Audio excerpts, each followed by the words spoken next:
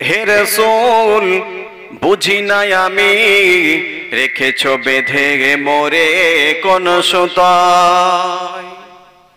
হে রাসূল বুঝি নাই আমি রেখেছো বেঁধে মোরে কোন সুতায়। জানি না গোপনে কেমন করে, জানি না গোপনে কেমন করে হৃদয়ে গড়েছো প্রেমের বলয়। থাকিতে দেখে প্রাণ তোমারই সম্মান, থাকিতে দেখে প্রাণ তোমারই সম্মান। দেব না দেব না লোটাতে ধুলাই। হে রাসূল বুঝি নাই আমি রেখেছো বেঁধে মোরে কোন সুতায়। জানি না গোপনে কেমন করে, জানি না গোপনে কেমন করে হৃদয়ে গড়েছো প্রেমের বলয়। আল্লাহুম্মা সাল্লি আলা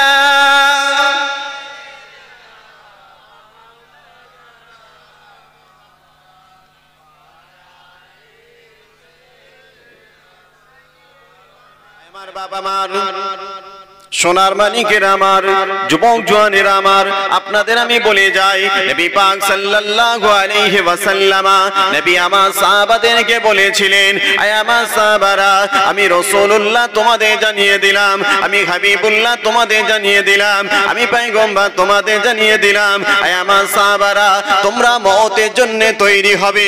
হক হালাল সত্যের উপরে দুনিয়াদারি করতে হবে, জায়েজের উপরে করতে হবে, ইনসাফের উপরে করতে হবে, হকের উপরে করতে হবে। আয় আমার সাহাবারা, আমি রাসূলুল্লাহ আজকে তোমাদের জানিয়ে দিলাম, তোমরা দুনিয়াদারিটা যদি করতে পারো, হক হালাল সত্যের উপরে, হক কথা বলে, সত্য কথা বলে, নামাজ রোজা ইবাদত বান্দেগীর ভিতর দিয়ে যদি কাটাতে পারো, আমি রাসূলুল্লাহ আজকে পরিষ্কার জানিয়ে দিলাম, মাওলাকুল মওতের সাক্ষাতের সময়টা বড় আনন্দের হয়ে যাবে, বড় খুশির হয়ে যাবে, বড় ভালো হয়ে যাবে।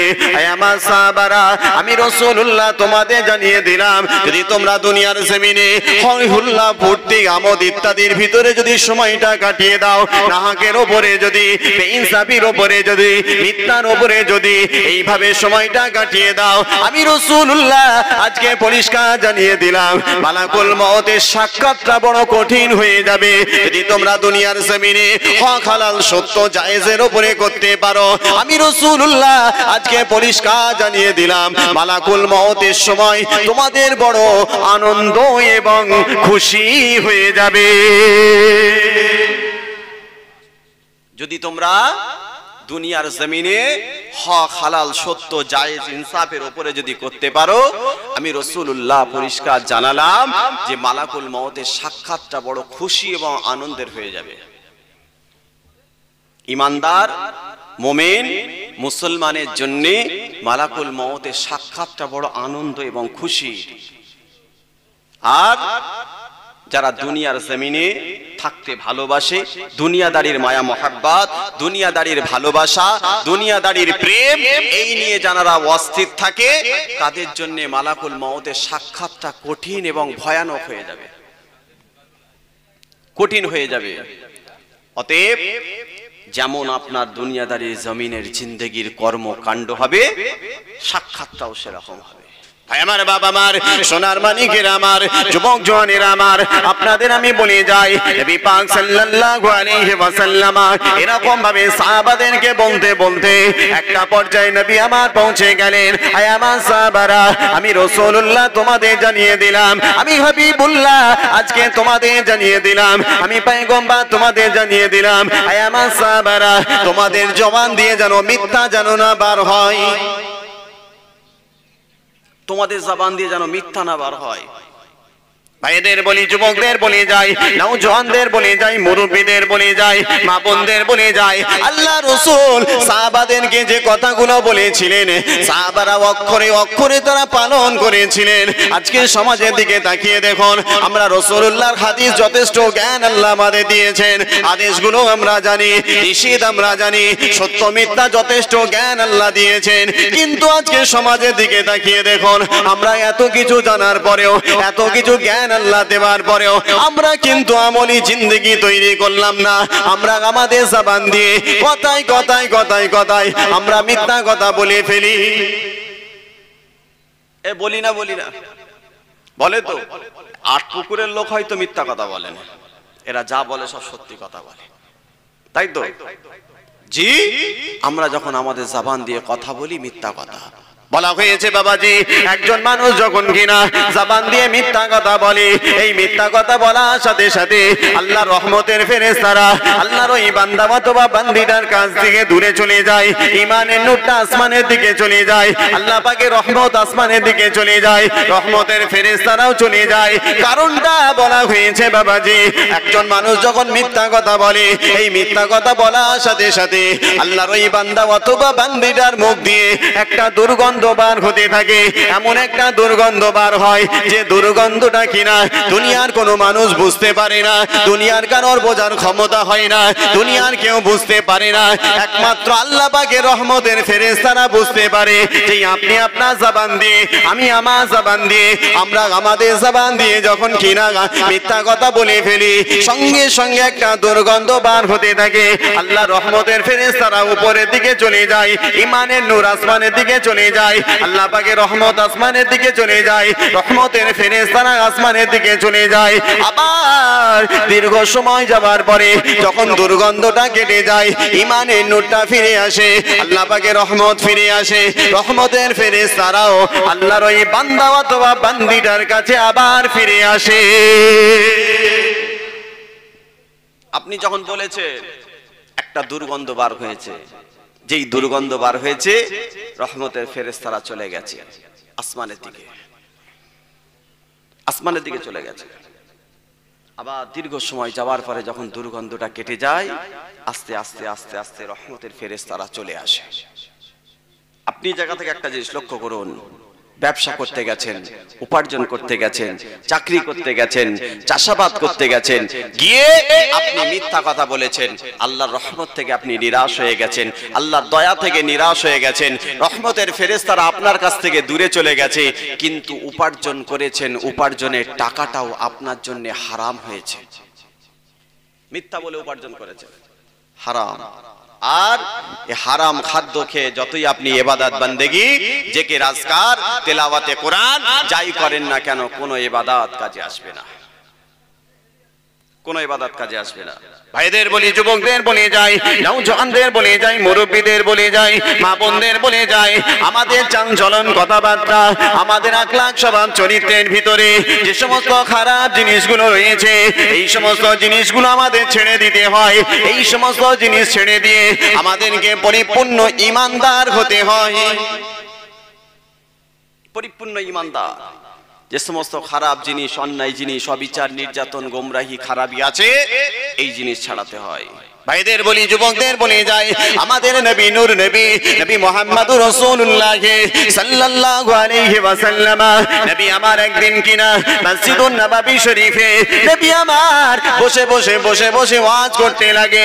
এই নামাজ করতে করতে নবী পাকের একজন সাহাবা এসে দাঁড়িয়ে গিয়েছেন, ইয়া রাসূলুল্লাহ, ইয়া হাবিবাল্লাহ, হুজুর আপনাকে একটা কথা জিজ্ঞাসা করতে চাই।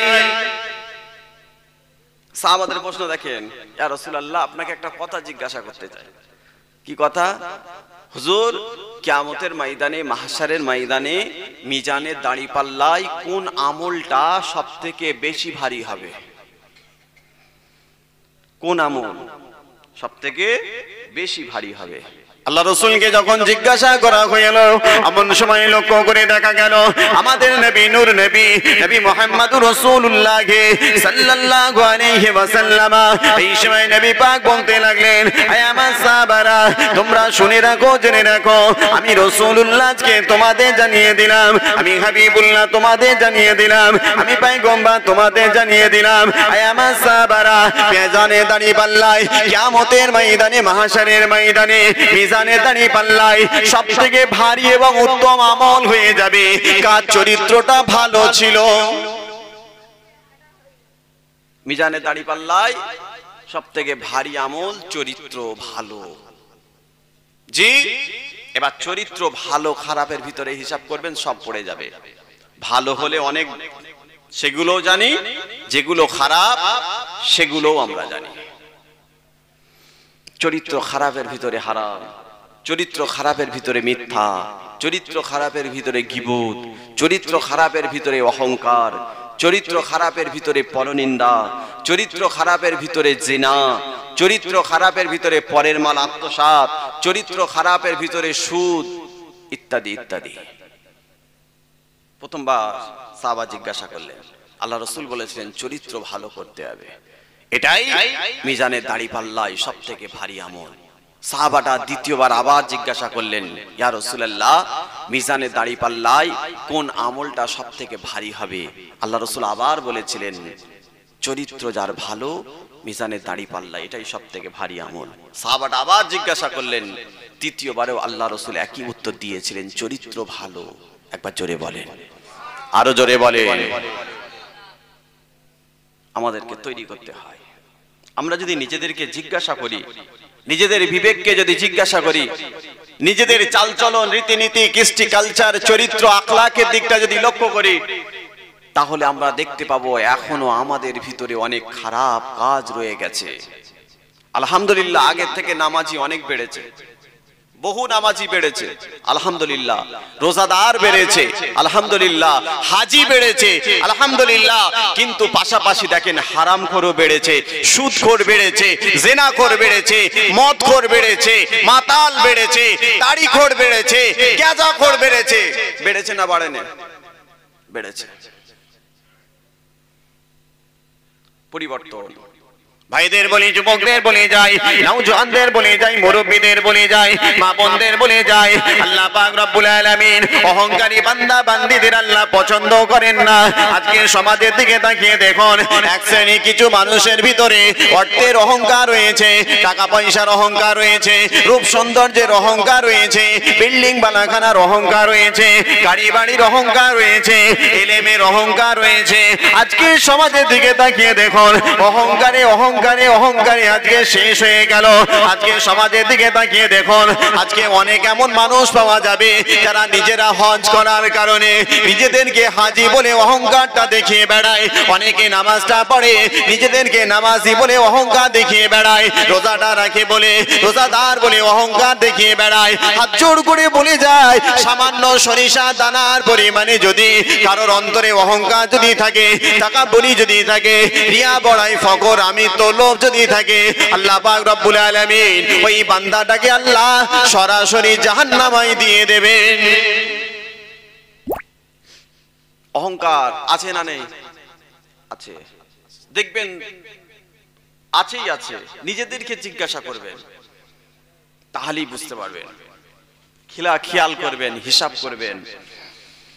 আবার হাদিসের অন্য জায়গায় জানিয়ে দিয়েছেন, যাদের অন্তরে সামান্য সরিষা দানার পরিমাণে ঈমানটা যাদের আছে, আল্লাহ পাক রব্বুল আলামিন ওই বান্দা অথবা বান্দিটাকে আল্লাহ দয়ার জান্নাত নসিব করে দেবেন। অহংকার তোদের থাকবে না, ঈমান তোদের থাকবে, হিংসা তোদের থাকবে না, ঈমান তোদের থাকবে, মিথ্যা তোদের থাকবে না, ঈমান তোদের থাকবে, সুদ তোদের ভিতরে থাকবে না, ঈমান তোদের থাকবে, আপনার কিনা হারাম তোদের ভিতরে থাকবে না, ঈমান তোদের থাকবে, জিনা তোদের ভিতরে থাকবে না, ঈমান তোদের ভিতরে থাকবে। এইভাবে পাটা টিপে টিপে যদি কিনা মালাকুল মউতের সাক্ষাৎ পর্যন্ত যদি সময়টা কাটিয়ে দিতে পারো, আল্লাহ পাক রব্বুল আলামিন ওই বান্দা অথবা বান্দিটাকে আল্লাহ দয়ার জান্নাত নসিব করে দেবে। ঈমান থাকবে, হিংসা নয়, ঈমান থাকবে, মিথ্যা নয়, ঈমান থাকবে, চগলখুরি নয়, ঈমান থাকবে, জিনা নয়, ঈমান থাকবে, হারাম নয়। এ জায়গায় বসার উদ্দেশ্য এটাই, কি কোনগুলো ভালো কোনগুলো খারাপ এইগুলোকে জেনে আমলি জিন্দেগি তৈরি করা। আপনি যাই করেন উপার্জনের ভিতরে হালাল হারাম দুটোই থাকবে। হারাম উপার্জন করেছেন, হারাম খেয়েছেন, ক্ষমতা হয়েছে হারাম, রক্ত হয়েছে হারাম, শরীরের বল হয়েছে হারাম, সমস্ত কিছু নিয়ে আপনি আল্লাহর ঘর মসজিদে গিয়ে ইবাদত করছেন, ইবাদত কাজ হবে না। আপনি নামাজ পড়ছেন কিন্তু দেখবেন খারাপ আপনার ভিতর থেকে যাচ্ছে না। নামাজ পড়ছেন, মিথ্যা যাচ্ছে না। নামাজ পড়ছেন, হারাম যাচ্ছে না। তখন মনে করতে হয় নামাজ আল্লাহর দরবারে কবুল হচ্ছে না। কেন? নামাজ এমন একটা ইবাদত, সমস্ত খারাপ জিনিস আপনার আমার ভিতর থেকে সরিয়ে দেবে, সরিয়ে দেবে। অন্তরের অন্তঃস্থল থেকে তওবা করতে হয়।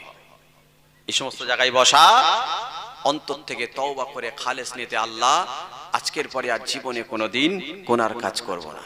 আল্লাহ রাসূল হাদিস পাকের ভিতরে জানিয়ে দিয়েছেন, ওয়ায়ুহিব্বুনা যুনুবা ওয়া ইয়ানসাউনা তাওবাতা। একটা সময় আসবে, জামানা আসবে, যে সময়ে, যে জামানাতে আমার উম্মতিরা এরা পাপ কাজ করে যাবে, অন্যায় করে যাবে, অবিচার করে যাবে, নির্যাতন করে যাবে, গুনাহ করে যাবে, খারাপি করে যাবে, অপরাধ করে যাবে, কিন্তু এরা তওবা করতে ভুলে যাবে। তওবার কথা স্মরণে থাকবে না, তওবার কথা খেয়ালে থাকবে না, তওবার কথা এদের মনেই আসবে না। দেখেন আজকে আমরা সেই জায়গায় পৌঁছে গেছি। গুনাহ করে করে অন্তরটা এত কঠিন এবং পাষাণ হয়ে গেছে, গুনাহটা কি আর গুনাহ বলে মনে হচ্ছে না। গুনাহটাকে গুনাহ বলে মনে হচ্ছে না। ভাই আমার, বাবা আমার, সোনার মানিকেরা আমার, যুবক জওয়ানেরা আমার, আপনাদের আমি বলে যাই, নবী পাক সাল্লাল্লাহু আলাইহি ওয়াসাল্লাম সাহাবাদেরকে বারবার বলেছিলেন, হে আমার সাহাবারা, তোমরা মওতের জন্য তৈরি হও।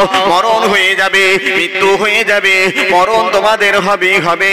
মরণ হবার আগে পরিপূর্ণভাবে তোমাদের তৈরি হতে হয়। আল্লাহ রাসূলের কাছে রাসূলুল্লাহ সাহাবারা এসে হাজির হয়ে গেলেন। ইয়া রাসূলুল্লাহ, ইয়া হাবিবাল্লাহ, মাঝে মাঝে আমার যেন মনে হয় দুনিয়ার মায়া মহব্বত ভালোবাসা, দুনিয়ার প্রেম আমাদেরকে গ্রাস করে ফেলছে।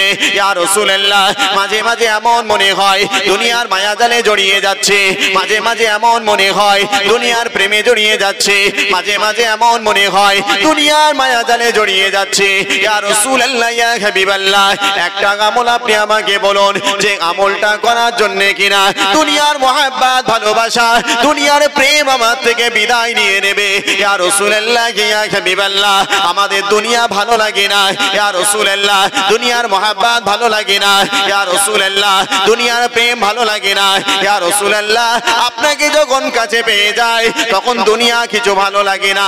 ইয়া রাসূলুল্লাহ, কিন্তু মাঝে মাঝে দুনিয়ার মায়া জালে এমন ভাবে জড়িয়ে যায়। ইয়া রাসূলুল্লাহ, এই জায়গা থেকে আমি বাঁচতে চাই। ইয়া রাসূলুল্লাহ, এই জায়গা থেকে বাঁচতে চাই। দুনিয়ার মায়াজালে মাঝে মাঝে এমন জড়িয়ে যায়, ভালো লাগে না।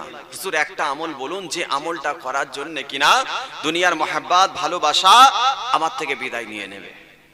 ভাইদের বলি, যুবকদের বলে যাই, নওজওয়ানদের বলে যাই, মুরব্বিদের বলে যাই, মা বোনদের বলে যাই, আমাদের নবী নূর নবী মুহাম্মদুর রাসূলুল্লাহ সাল্লাল্লাহু আলাইহি ওয়াসাল্লাম ওই সময় নবী আমার বলেছিলেন, হে আমার সাহাবারা শুনে রাখো, আমি রাসূলুল্লাহ আজকে পরিষ্কার জানিয়ে দিলাম, যখন তোমাদের মনে হবে দুনিয়ার মহব্বতে তোমরা জড়িয়ে যাচ্ছ, দুনিয়ার ভালোবাসায় জড়িয়ে যাচ্ছ, দুনিয়ার প্রেমে জড়িয়ে যাচ্ছ, দুনিয়ার মহব্বতে জড়িয়ে যাচ্ছ, দুনিয়ার ভালোবাসায় জড়িয়ে যাচ্ছ, আমার সাহাবারা সঙ্গে সঙ্গে এই কথাটা মনে করে নেবে, এখনই হয়তো আমার মওত হয়ে যাবে।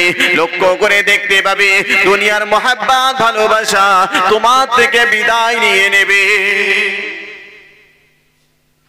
আমার সাহাবারা শোনো, যখন তোমার এই রকম মনে হবে দুনিয়ার মহব্বত ভালোবাসা, দুনিয়ার প্রেম, দুনিয়াদারিতে তুমি জড়িয়ে যাচ্ছ, সঙ্গে সঙ্গে এই কথাটা মনে করে নেবে, এখনই হয়তো আমার মওত হয়ে যাবে। দেখতে পাবে দুনিয়ার মহব্বত ভালোবাসা তোমার থেকে বিদায় নিয়ে নেবে।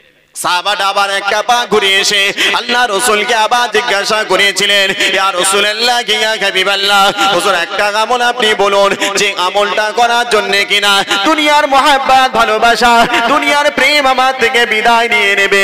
ওই সময় নবী পাক বলেছিলেন, হে আমার সাহাবারা শুনে রাখো, আমি রাসূলুল্লাহ তোমাদের জানিয়ে দিলাম, আমি হাবিবুল্লাহ তোমাদের জানিয়ে দিলাম, আমি পয়গম্বর তোমাদের জানিয়ে দিলাম, যখন তোমার এইরকম মনে হবে সঙ্গে সঙ্গে কথাটা মনে করে নেবে এখনই হয়তো আমার মওত হয়ে যাবে, লক্ষ্য করে দেখতে পাবে দুনিয়ার মহব্বত তোমার থেকে বিদায় নিয়ে নেবে। সাহাবাটা আবার ঘুরে এসে দ্বিতীয়বার আল্লাহ রাসূলকে জিজ্ঞাসা করেছিলেন, ইয়া রাসূলুল্লাহ, ইয়া হাবিবাল্লাহ, হুজুর একটা আমল আপনি বলুন যে আমলটা করার জন্য কিনা দুনিয়ার মহব্বত ভালোবাসা দুনিয়ার প্রেম আমার থেকে বিদায় নিয়ে নেবে।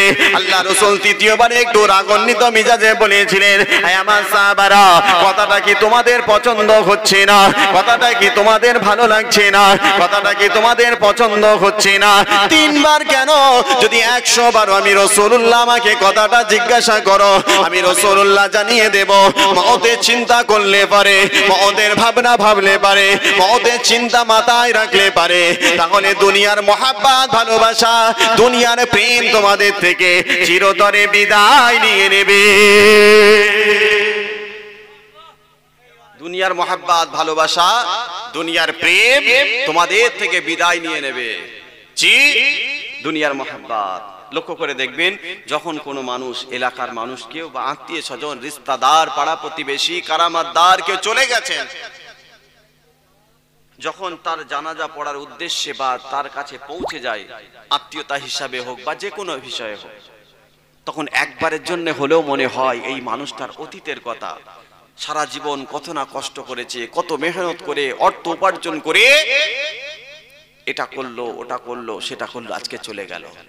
সেই দিক লক্ষ্য করে দেখুন, যখন আমরাও আমাদের মওতের চিন্তা, মওতের কথা, মওতের ভাবনা যদি মাথায় রাখতে পারি, দুনিয়ার মহব্বত দূরে চলে যাবে। দুনিয়ার মহব্বত ভাইদের বলি, যুবকদের বলে যাই, নওজওয়ানদের বলে যাই, মুরব্বিদের বলে যাই, আমাদের নবী নূর নবী নবী মুহাম্মদুর রাসূলুল্লাহ সাল্লাল্লাহু আলাইহি ওয়াসাল্লাম নবী আমার বসে ওয়াজ করতে লাগে। এমন সময় লক্ষ্য করে দেখা গেল রাসূলুল্লাহর একজন সাহাবা এসে হাজির হয়ে গেলেন। ইয়া রাসূলুল্লাহ, ইয়া হাবিবাল্লাহ, আখিরি জামানায় একটা সময় আপনার উম্মতেরা পৌঁছে যাবে, তারা আপনাকে পাবে না, আপনার সঙ্গে সাক্ষাৎ তাদের হবে না, আপনার সঙ্গে দেখা তাদের হবে না। ইয়া রাসূলুল্লাহ, তারা কোনো যুদ্ধের ময়দান পাবে না। ইয়া রাসূলুল্লাহ, আমরা যেমন আপনাকে পেয়েছি, আপনার জবান থেকে কথা শোনা আমাদের নসিব হয়েছে, চোখে দেখা আপনাকে আমাদের নসিব হয়েছে। ইয়া রাসূলুল্লাহ, ওই সমস্ত আপনার উম্মতেরা এরা আপনাকে পাবে না, আপনার চেহারা দেখতে পাবে না। আমরা যেমন সজ্ঞানে স্বেচ্ছায় আপনাকে দেখতে পাই, আপনার কাছে বসে আপনার বক্তব্য শুনতে পাই, আপনার সঙ্গে আলোচনা করতে পারি, ওই সমস্ত আপনার গুনাহগার উম্মতেরা এরা আপনাকে পাবে না, আপনার সঙ্গে সাক্ষাৎ তাদের হবে না। ইয়া রাসূলুল্লাহ, আমরা যেমন আপনার সঙ্গে গিয়ে যুদ্ধের ময়দানে গিয়ে নিজেদের জানটা কুরবান করে দেওয়া আমাদের নসিবে হয়, ইয়া রাসূলুল্লাহ, শহীদ হওয়ার নসিব আমাদের হয়েছে, ওই সমস্ত আপনার গুনাহগার উম্মতেরা এরা কোনো যুদ্ধের ময়দান পাবে না, শহীদের জায়গা এরা পাবে না। ইয়া রাসূলুল্লাহ, ওই সমস্ত আপনার গুনাহগার উম্মতেরা এরা কি কিয়ামতের ময়দানে, মাহশারের ময়দানে আল্লাহ পাকের সামনে কি এরা শহীদের দরজা এরা পাবে না? সাহাবাদের প্রশ্ন দেখেন, ইয়া রাসূলুল্লাহ, আমরা আপনাকে পেয়েছি, আপনার কাছে বসার সৌভাগ্য আমাদের হয়েছে, আপনার জবান থেকে শোনার সৌভাগ্য আমাদের হয়েছে, আপনার সঙ্গে গিয়ে যুদ্ধের ময়দানে গিয়ে শহীদ হয়ে যাওয়া সৌভাগ্য আমাদের হয়েছে। আপনার ওই সমস্ত গুনাহগার উম্মতেরা আখেরি জামানায় তারা আপনাকে পাবে না, যুদ্ধের ময়দান পাবে না, শহীদ হওয়ার জায়গা পাবে না। ইয়া রাসূলুল্লাহ, একটা আমল বলুন যে আমলটা করার জন্য কিনা আপনার ওই সমস্ত গুনাহগার উম্মতিরা এরা কিয়ামতের ময়দানে আল্লাহ পাকের সামনে এরা শহীদের দরজা পাবে, শহীদের দরজা পাবে। একটা আমল বলুন, এরা কি শহীদের দরজা পাবে না? ওই সময় আমাদের নবী নূর নবী, চাঁদ নবী নবী মুহাম্মদুর রাসূলুল্লাহ সাল্লাল্লাহু আলাইহি ওয়াসাল্লাম ওই সময় নবী আমার বলেছিলেন, না না না না না, আমি হাবিবুল্লাহ তোমাদের জানিয়ে দিলাম, আমি পয়গম্বর তোমাদের জানিয়ে দিলাম, হে আমার সাহাবারা তোমরা শুনে রাখো, ওই সমস্ত আমার গুনাহগার উম্মতেরা যদি দিনে কম করে 20 বার মওতের চিন্তা যদি করতে পারে, মরণ আমাদের হয়ে যাবে, মৃত্যু আমাদের হয়ে যাবে, মরণ আমাদের হবে হবেই হবে। এই চিন্তা যদি করতে পারে, এই ভাবনা যদি ভাবতে পারে, এই ফেকে যদি করতে পারে, এই ভাবনা যদি নিজেকে ভাবাতে পারে, আমি রাসূলুল্লাহ পরিষ্কার জানিয়ে দিলাম ওই সমস্ত আমার গুনাহগার উম্মতেরা কাল কিয়ামতের ময়দানে, মাহশারের ময়দানে আল্লাহ পাকের সামনে গেরা শহীদের দরজায় এরা পেয়ে যাবে। কবার? দিনে কম করে 20 বার। আমার কথা নয়, আমরা দিনে একবারও মনে করিনি। মাসকে মাস যদি পাড়ায় এলাকায় আত্মীয় স্বজন কেউ যদি না মারা যায়, মওত কথাটা মাথাতেই আসে না আমাদের। সকালে ঘুম থেকে উঠলাম, রাত্রে ঘুমাতে যাওয়া পর্যন্ত শুধু দুনিয়ার চিন্তা, সংসার ধর্ম, বিবি ছেলে, আত্মীয় স্বজন, রিশতেদার, পাড়া প্রতিবেশী ইত্যাদি নিয়ে ব্যস্ত, ব্যবসা। মওত চিন্তা হয় না, চিন্তা হয় না। আমাদের নবী নূর নবী নবী মুহাম্মদুর রাসূলুল্লাহ সাল্লাল্লাহু আলাইহি ওয়াসাল্লাম নবী আমার একদিন একটা রাস্তা দিয়ে যেতে লাগলেন। এই না রাস্তা দিয়ে যাচ্ছেন, এই না রাস্তা দিয়ে যেতে যেতে লক্ষ্য করে দেখা যায় রাস্তার একটা জায়গায় কিছু নওজোয়ান যুবকেরা বসে হাসি তামাশার ভিতর দিয়ে সময়টা কাটিয়ে দেয়, প্রত্যেক আমাদের ভিতর দিয়ে সময়টা কাটিয়ে দেয়, ওই হুল্লার ভিতর দিয়ে সময়টা কাটিয়ে দেয়। আমাদের নবী ওই জায়গায় দাঁড়িয়ে গেলেন। এ হয় না, হয় না?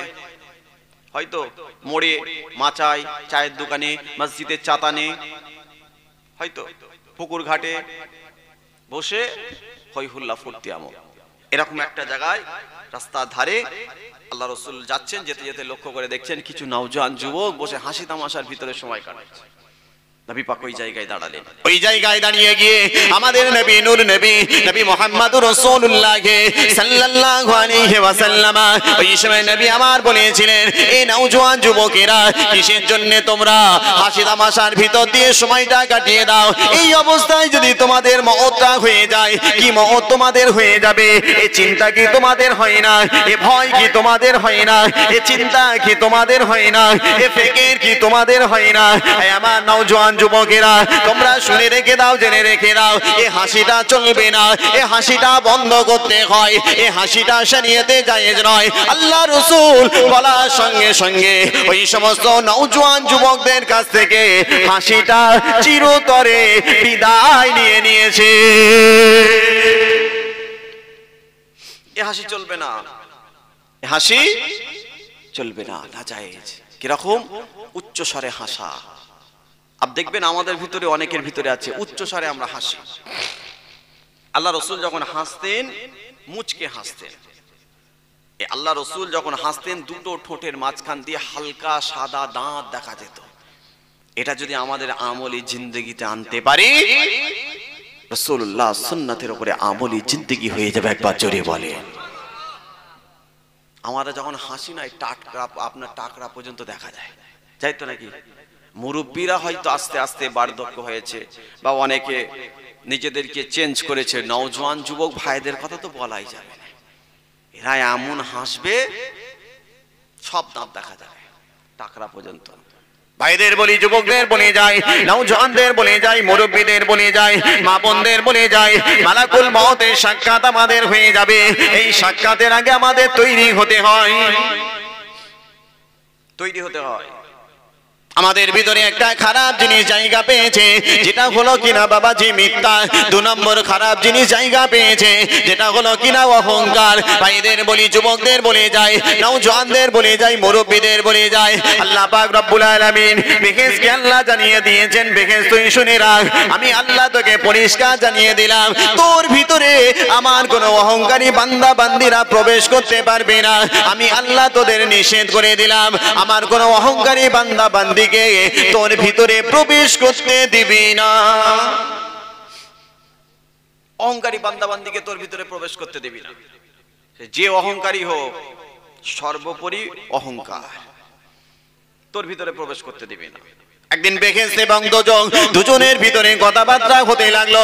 বেহেশত বলতে লাগলো, আল্লাহ পাক রব্বুল আলামিন আমার ভিতরে তার মহাব্বতি ভালোবাসা, তার প্রেমে মানুষদেরকে দিয়ে আল্লাহ ভর্তি করে দেবেন। দোজখ বলতে লাগলেন, আল্লাহ পাক আমার ভিতরে তার সমস্ত গুনাহগার বান্দা, জিনাকার বান্দা, বেনামাজি বান্দা, বেনুস্তার বান্দা, সমস্ত বান্দাদেরকে দিয়ে আমার ভিতরটা আল্লাহ ভর্তি করে দেবেন। এরকম কথাবার্তা চলতে লাগলো। আল্লাহ পাক রব্বুল আলামিন ওই সময় আল্লাহ ঘোষণা করে দিলেন, এ বেহেশত তুই শুনে রাখ, আমি আল্লাহ তোর ভিতরে আমার মহাব্বতি বান্দাদেরকে দিয়ে ভর্তি করে দেব। এ দোজখ তুই শুনে রাখ, তোর ভিতরে আমার সমস্ত গুনাহগার বান্দাদের দিয়ে ভর্তি করে দেব। আমি আল্লাহ তোদের দুজনকে তৈরি করেছি। এই দুজনকে তৈরি করার কারণটা হলো দুরকম বান্দা বান্দীদের দিয়ে ভর্তি করে দেব। পাঁচজন করে বলে যায়, অহংকার আমাদের ভিতরে রাখবো না, টাকাপুরি আমাদের ভিতরে রাখবো না, হিংসা আমাদের ভিতরে রাখবো না। এই জিনিসগুলো রেখে জাহান্নামের খোরাক তৈরি হব না। এগুলো ছাড়তে হবে। আজকে সমাজের দিকে তাকান, বাস্তব আজকে নওজোয়ান যুবকগুলো, পুরুষদের জন্য গাঁটের নিচে কাপড় পরা হারাম। পুরুষদের গাঁটের নিচে কাপড় পরা হারাম। কিন্তু আজ লক্ষ্য করে দেখুন, নওজোয়ান যুবক বেশিরভাগ নওজোয়ানগুলোর কাপড় গাঁটের নিচে। গাঁটের নিচে এমন প্যান্ট ও তোলার জায়গা নেই। এক তো ছেঁড়া প্যান্ট হেঁটোর কাছে, আবার মেন জায়গায় কোমরটা টোটালে উঠছে না, সেখানটাও আবার ফাঁকা, আবার গাঁটের নিচে। আল্লাহ বলছেন, যারা অহংকার বশত হয়ে নিজেদের পরনের কাপড়টা, পায়জামাটা, লুঙ্গিটা, যে কোনো কাপড় পায়ের গাঁটের নিচে ঝুলিয়ে বেড়াবে, আমি আল্লাহ তার ওই অংশটা কেটে জাহান্নামায় দেব। আল্লাহ বলছে, তোরা কিসের অহংকার আমার জমিনে দেখা? আমার জমিনে তোরা অহংকার দেখাবি না। অহংকার তোদের জন্য মানাই না। কেন? তোরা যদি অহংকার দেখাতে হয় তাহলে তোরা পাহাড় সমান উঁচু হয়ে দেখা। অহংকার যদি দেখাতে হয় আসমানটাকে দ্বিখণ্ডিত করে দেখা। অহংকার যদি দেখাতে হয় জমিনটাকে সর্বপ্রথম ফাঁক করে দেখা।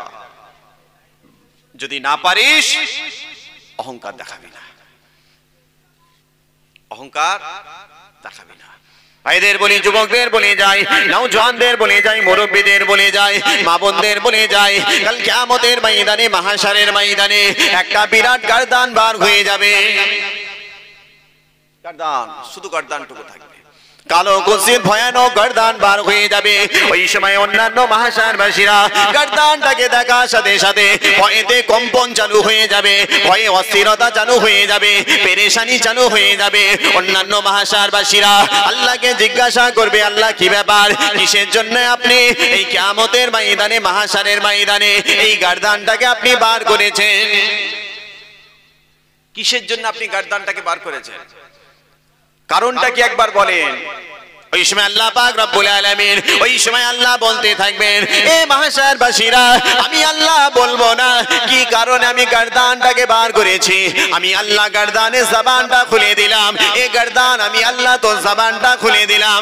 একবার তুই মাহশারে ময়দানে এই সমস্ত মানুষদের সামনে একবার ঘোষণাটা দে, কিসের জন্য আমি আল্লাহ তোকে কিয়ামতের ময়দানে বার করেছি।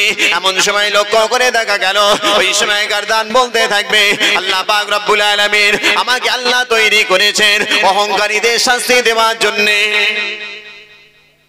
এক নাম্বার, অহংকারীদের শাস্তি দেওয়ার জন্য। দু নাম্বার বলা হয়েছে, আমাকে আল্লাহ পাক রব্বুল আলামিন, আমাকে আল্লাহ তৈরি করেছেন যারা কিনা প্রাণী ছবি অঙ্কন করে, এদেরকে শাস্তি দেওয়ার জন্য। তিন নম্বর হলো যারা কিনা আল্লাহর সঙ্গে শরীক করে, এদের শাস্তি দেওয়ার জন্য। এই তিন রকম বান্দা বান্দীদের শাস্তি দেওয়ার জন্য আল্লাহ পাক রব্বুল আলামিন আমাকে আল্লাহ তৈরি করেছেন। বলা হয়েছে, গর্দানটা জবান যখন খুলে যাবে, কালো কুৎসিত ভয়ানক গর্দানের জবানটা খুলে যাওয়ার সাথে সাথে লক্ষ্য করে দেখা যায় মাহশারের ময়দানে ওই সমস্ত মানুষদের ভিতরে একটা অস্থিরতা চালু হয়ে যায়, একটা পেরেশানি চালু হয়ে যায়, একটা থরথরে ভাব চালু হয়ে যায়। মাহশারের ময়দানের মানুষেরা যারা কিনা দুনিয়া জমিনে অহংকার করেছিল, যারা কিনা দুনিয়া জমিনে আপনার কিনা প্রাণীর ছবি অঙ্কন করেছিল, যারা কিনা দুনিয়া জমিনে শিরিক করেছিল, আল্লাহর সঙ্গে শরীক করেছিল, এদের ভিতরে একটা ভয় চালু হয়ে যাবে। এত কুৎসিত। অতএব অন্তরের অন্তঃস্থল থেকে তওবা করে চলে আসি। যখন কোনো বান্দা অথবা বান্দি নিজের জীবনের তামাম গুনার কথা খেয়াল করে অন্তরের অন্তঃস্থল থেকে প্রতিজ্ঞাবদ্ধ হয়ে তওবা করে, আল্লাহ পাক রব্বুল আলামিন ওই বান্দা অথবা বান্দিটার তামাম জীবনের গুনাহকে আল্লাহ মাফ করে দিয়ে আল্লাহ ওই বান্দা অথবা বান্দিটাকে আল্লাহ বেগুনাহ মাসুম বানিয়ে দেন। একবার জোরে বলে, আর একবার জোরে বলে। আপনি যদি এই জায়গায় বসে আজকে মাহফিলে বসে অন্তরের অন্তঃস্থল থেকে প্রতিজ্ঞাবদ্ধ হয়ে তওবা যদি আপনি করেন, আল্লাহ আজকের পর থেকে আর এই গুনার কাজগুলো করব না, আজকের পরে এই জেনা করব না, আজকের পরে এই মিথ্যা বলবো না, আজকের পরে এই অন্যায়গুলো করব না, আজকে মাহফিলে বসে আমি অন্তরের অন্তঃস্থল থেকে প্রতিজ্ঞাবদ্ধ হয়ে তওবা করলাম, আল্লাহ পাক আপনাকে বেগুনাহ মাসুম বানিয়ে দেবেন। একটা জ্বলন্ত প্রমাণ দেখেন, উমরে ফারুক রাদিয়াল্লাহু তাআলা আনহুর সময় উমরে ফারুক একদিন একটা রাস্তা দিয়ে যাচ্ছেন, রাস্তার এ প্রান্ত দিয়ে যাচ্ছেন, অপর প্রান্ত দিয়ে একটা নওজোয়ান যুবক হেঁটে হেঁটে আসছে। নওজোয়ান হেঁটে হেঁটে আসছে। ভাইদের বলি, যুবকদের বলে যায়, নওজোয়ানদের বলে যায়, মুরব্বীদের বলে যায়, মা বোনদের বলে যায়, উমরে ফারুক রাস্তার এক প্রান্ত দিয়ে যেতে লাগলেন, অপর এক প্রান্ত দিয়ে একটা নওজোয়ান যুবক হেঁটে হেঁটে আসতে লাগলেন। দুজনে হাঁটতে লাগেন। নওজোয়ানটা রাস্তার এক প্রান্ত থেকে হাঁটে, উমরে ফারুক অপর প্রান্ত থেকে হাঁটে। যখন কাছাকাছি হয়ে যায়, নওজোয়ান যুবকটা লক্ষ্য করে দেখতে পায় উমরে ফারুক হেঁটে হেঁটে হেঁটে হেঁটে আমার দিকে আসতে লাগে। নওজোয়ানটা লক্ষ্য করছে যে উমরে ফারুক আমার দিকে হেঁটে হেঁটে আসছে। নওজোয়ান যুবকটা যখন কিনা উমরে ফারুককে দেখতে পেলেন, উমরে ফারুককে দেখতে পাওয়ার সাথে সাথে নওজোয়ান যুবকের হাতে একটা বোতল ছিল। নওজোয়ান যুবকটা দেরি করলেন না, সঙ্গে সঙ্গে বোতলটা নিজের আড়ালে লুকিয়ে নিলেন। এই না আড়ালে লুকিয়েছেন, উমরে ফারুককে দেখতে পেয়ে গেছে নওজোয়ান যুবকটা কি যেন একটা জিনিস আমাকে দেখার সাথে সাথে নিজের পিছনে লুকিয়ে নিয়েছেন। উমরে ফারুক কাছাকাছি হয়ে গেলেন, নওজোয়ান যুবক দুজনে কাছাকাছি রয়েছেন। উমরে ফারুক বলতে লাগলেন, এই নওজোয়ান যুবক, তোমার হাতে কিসের ওই বোতলটা রয়েছে? তুমি আমাকে দেখার সাথে সাথে এই বোতলটা তুমি লুকিয়ে ফেলেছো। এই নওজোয়ান যুবক, বোতলটা একবার আমার হাতে দাও। আমাকে দেখার সাথে সাথে একটা বোতল লুকালে দেখলাম, কিসের বোতল ওইটা? বোতলটা একবার আমাকে দাও। নওজোয়ান বলে, না ও উমরে ফারুক, আপনাকে বোতলটা দেওয়া যাবে না, এই বোতল আপনাকে দিতে পারবো না, আপনার হাতে দেওয়া যাবে না। উমরে ফারুক ছাড়বে না, নওজোয়ান দেবে না। এমন সময়ে ওই সময়ে নওজোয়ান যুবকটা চোখটা বন্ধ করে নিলেন, বোতলটা নিজের আড়ালে লুকিয়ে রেখেছেন, চোখটা বন্ধ করে নিয়েছেন। চোখটা বন্ধ করে নিয়ে অন্তর থেকে তওবা করতে লাগে, আল্লাহ আজকে আমি উমরে ফারুকের সামনে পড়ে গেছি, আমার হাতে মদের বোতল রয়েছে। উমরে ফারুক বড় রাগী মেজাজের মানুষ। উমরে ফারুক যদি বোতলটা দেখতে পেয়ে যায়, উমরে ফারুক আমাকে আঘাত করে দেবে, না জানি আমার উপরে আঘাত করে দেবে। আল্লাহ আপনি আমাকে উমরের সামনে আপনি অপমান করবেন না, অপদস্থ করবেন না, লাঞ্ছিত করবেন না, অপমানিত করবেন না। আল্লাহ আপনি আমাকে উমরের কাছ থেকে আজকে আপনি হেফাজত করুন।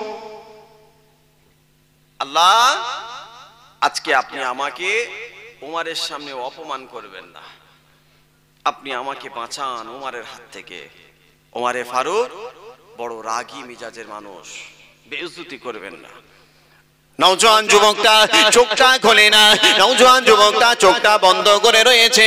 এমন সময় নওজোয়ান যুবকটা অন্তর থেকে তওবা করতে লাগলেন, আল্লাহ আজকের পরে জীবনে কোনোদিন মদ পান করব না, আজকের পরে জীবনে কোনোদিন মদের গ্লাসে হাত দেব না, আজকের পরে আর কোনোদিন মদ খাবো কথাটা চিন্তা করব না, আজকের পরে আর কোনোদিন মদ খানার দিকে যাব না, আজকের পরে আর কোনোদিন মদের বোতলে হাত দেব না। আল্লাহ আপনার কাছে আজকে আমি অন্তর থেকে তওবা করে নিলাম, আর জীবনে মদ খাবো না, মদ খাবো না, মদ খাবো না। আল্লাহ আপনি আজকে আমাকে মাফ করে দিন, ওমরের হাত থেকে আপনি আমাকে বাঁচান। দাঁড়িয়ে আছে উমরে ফারুকও দাঁড়িয়ে আছে, নওজোয়ান যুবক দাঁড়িয়ে আছে। নওজোয়ান যুবকটা চোখটা বন্ধ করে আছে, উমারে ফারুক লক্ষ্য করে দেখতে পাচ্ছেন নওজোয়ান যুবকের ঠোঁটটা লড়ছে হালকা হালকা, আর মাঝে মাঝে আসমানের দিকে তাকাচ্ছে, মাথাটা উঁচু করছে। আল্লাহ, আজকের পরে আর কোনোদিন মদ পান করব না, আমি আজকে আপনার কাছে ওয়াদা করছি। আল্লাহ, আপনি আমাকে ওমরের কাছে বেইজ্জতি করবেন না, কথা দিলাম জীবনে মদ পান করব না, অন্তর থেকে তওবা করলাম, মদ খাবো কথাটা চিন্তাও করব না, আপনি আমাকে বাঁচান। এমন সময় লক্ষ্য করে দেখা গেল নওজোয়ান যুবকটা দ্বিতীয় আর একটা দরখাস্ত আল্লাহ দরবারে রাখলেন। আল্লাহ, আজকে আপনি আমাকে ওমরের হাত থেকে বাঁচান। আল্লাহ, আমার হাতে মদের বোতল রয়েছে, ওমরে ফারুক মদটাকে আমার হাত থেকে চাই, মদের বোতলটা ওমরে ফারুক চাই, এই বোতল ওমরে ফারুকের হাতে দেওয়া যাবে না। আল্লাহ পাক, আপনি মদটাকে পরিবর্তন করে দেন, মদের বোতলের ভিতরে মদ রয়েছে, আল্লাহ মদটাকে আপনি পরিবর্তন করে দিয়ে এটাকে আপনি শিরকা বানিয়ে দেন। নওজোয়ান যুবকটা অন্তর থেকে তওবা করে নিলেন, অন্তর থেকে তওবা করে নিয়ে প্রতিজ্ঞাবদ্ধ হয়ে তওবা করে নিয়ে খালিস দিনেতে তওবা করে নিয়ে আল্লাহর কাছে রোনাজারি করে তওবা করে নিয়ে এমন সময় লক্ষ্য করে দেখা গেল নওজোয়ান যুবকটা মদের বোতলটা ওমরে ফারুকের দিকে এগিয়ে দিয়েছিলেন। ও ওমরে ফারুক, আপনি একবার বোতলটার দিকে তাকান, এই বোতলটার ভিতরে মদ নাই, এই বোতলটার ভিতরে কোনো খারাপ জিনিস নাই, এই বোতলটার ভিতরে অন্য কিছু নাই, এই বোতলটার ভিতরে মদ নাই, এই বোতলটার ভিতরে শিরকা রয়েছে। আল্লাহ পাক রব্বুল আলামিন এই নওজোয়ান যুবকটার অন্তরের অন্তঃস্থল থেকে তওবা করার ওসিলায় আল্লাহ পাক রব্বুল আলামিন মদটাকে পরিবর্তন করে দিয়ে আল্লাহ পাক রব্বুল আলামিন ওটাকে আল্লাহ শিরকা বানিয়ে দিয়েছে। অন্তরের অন্তঃস্থল থেকে তওবা করার ওসিলায় আল্লাহ পাক মদটাকে পরিবর্তন করে ওটাকে আল্লাহ শিরকা বানিয়ে দিয়েছেন। শিরকা মিষ্টি জাতীয় একটা খাবার, মধুর মতো, আগেকার জামানায় পাওয়া যেত, এখন মধুই পাওয়া যায় না, তা শিরকা তো দূরের কথা। জি, নওজোয়ান যুবকটা জায়গায় দাঁড়িয়ে অন্তর থেকে তওবা করেছেন, আল্লাহ তওবা কবুল করলেন। আল্লাহ আমাদেরও তওবা কবুল করবেন। কিন্তু আমরা তওবা করি কিরকম বলেন তো? তওবা হয়তো হুজুররা পড়াচ্ছে, ইমাম সাহেব পড়াচ্ছে, মাওলানা পড়াচ্ছে, বক্তা পড়াচ্ছে, পড়তে হয় পড়ছি, এই পড়ার ভিতরে পড়ছি মুখে, ভিতরে আপনার গালে পান, তিরাঙ্গা, শান্তি, খৈনি, সিগনেচার, মুসাফির, আর কি আছে, বিমল, কিছু না কিছু গালের ভিতরে আছে, ওই রেখে তওবা হচ্ছে। অতএব অন্তরের অন্তঃস্থল থেকে খালিস দিলেতে তওবা যদি করি, অবশ্যই আল্লাহ আমাদের তওবাকে কবুল করে নেবেন। একবার জোরে বলেন, আরো জোরে বলেন, সকলে মুহাব্বতে উচ্চ আওয়াজে দরুদ শরীফ আল্লাহুম্মা সাল্লি আলা